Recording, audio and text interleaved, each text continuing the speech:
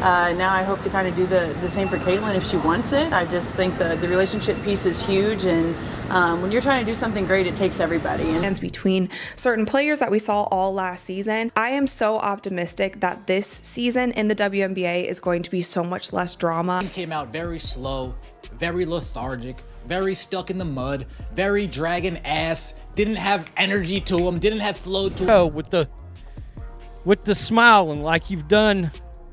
I don't get it. This is the worst part of the WNBA. What happens when you body slam Sophie Cunningham? You awaken a beast that drops 21 points on your head and leads her team to victory. The Washington Mystics found out the hard way when they tried to bully the Indiana Fever without Caitlin Clark. No double C? No problem. The Fever were supposed to crumble without their star rookie, but instead we witnessed the birth of a team that refuses to be pushed around anymore. The Mystics tried intimidation tactics, and it backfired in the most spectacular way possible.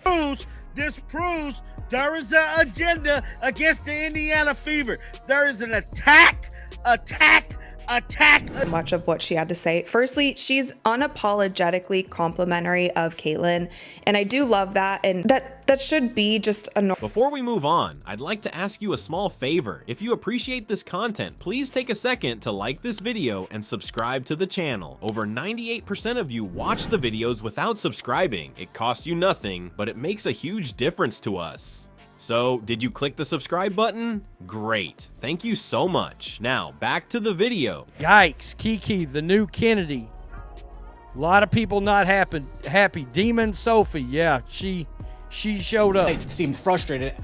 We were down 15. Stephanie White called the timeout, and she must have stuck her foot up her team's ass and said, The Mystics saw this game as the perfect opportunity to grab an easy win. I mean, come on. No Caitlin Clark. The rookie sensation was sitting out with a leg injury, and Washington was ready to feast. They smelled blood in the water and came out swinging right from the opening tip. Washington straight up bullied Indiana in that first quarter. They were pushing players around, throwing their weight everywhere, and just physically dominating the smaller Fever squad. The scoreboard told the whole story. 24-13 after the first quarter. The Mystics were throwing a party, and Indiana wasn't invited. One right here, this was Brittany Sykes, and DeWanna Bonner got involved in this one. First time we're witnessing this. They're attacking Sophie Cunningham just like they did Caitlin last year. The Fever looked lost without CC. They were missing layups, couldn't get into any offensive flow, and the Mystics just kept building that lead. At one point, they were down double digits, and it felt like this game was already over. Washington's game plan was crystal clear. Push these girls around and break their spirit early. Then came the moment that changed everything. With about 5 minutes left in the first half, Mystics rookie Kiki Iran grabbed Sophie Cunningham during a rebound and straight up body slammed her to the floor. It was violent, it was unnecessary, and it earned Iran a flagrant foul. You could see the Mystics bench nodding in approval. This was exactly the intimidation tactic they wanted. you see this arena? You see all these fans that came to watch you guys? 12,461 people. They didn't come to watch you guys. We want to make sure that we're extra cautious and put her health and wellness first and foremost. And honestly, it's been one day at a time, you know, how she's reacted. But here's the thing about trying to bully someone like Sophie Cunningham. It's like poking a bear. She didn't whine to the refs. She didn't complain. Sophie just got up with fire in her eyes. That body slam wasn't the end of her night. It was just the beginning. From that moment on, Cunningham played with a different intensity. She started attacking from everywhere on the court. Mid-range jumpers, cash, drives to the basket, bucket, three-pointers, nothing but net. The Mystics thought they were sending a message, but Sophie was writing a whole different story. The stats tell you everything you need to know. Sophie shot nearly 55% from the field. She hit 87.5% of her free throws. Every time the Mystics tried to pull away, there was Cunningham keeping the fever in striking distance. Her energy was infectious, and suddenly the whole Indiana team was playing with this new fire. They better step in immediately. We better not be dealing with what we dealt with last year with Caitlin. Look, the biggest thing is we got to think long term. Like, we got to make sure that we're not putting Caitlin at risk for injury. We're not putting our team in a position.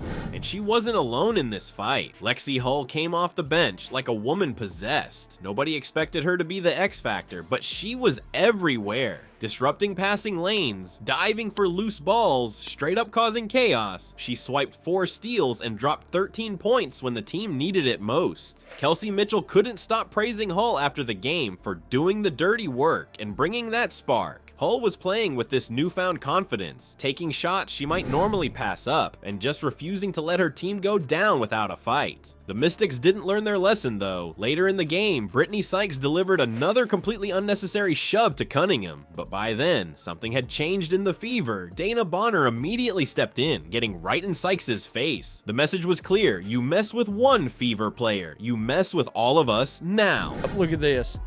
They're celebrating that. Okay. I mean, it's crazy. Here we go again. Bullshit. They didn't come to watch you guys drag ass.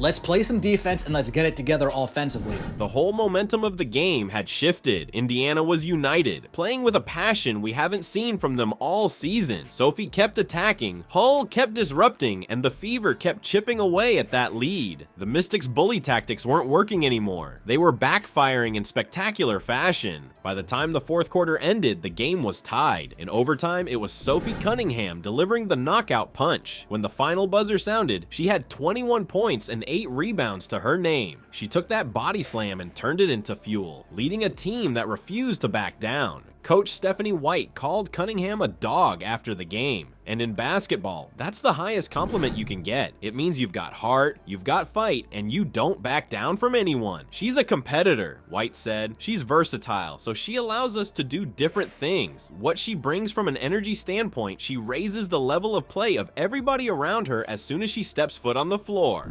There is an agenda against this basketball team, and I'm calling it out right now. The league better step in immediately.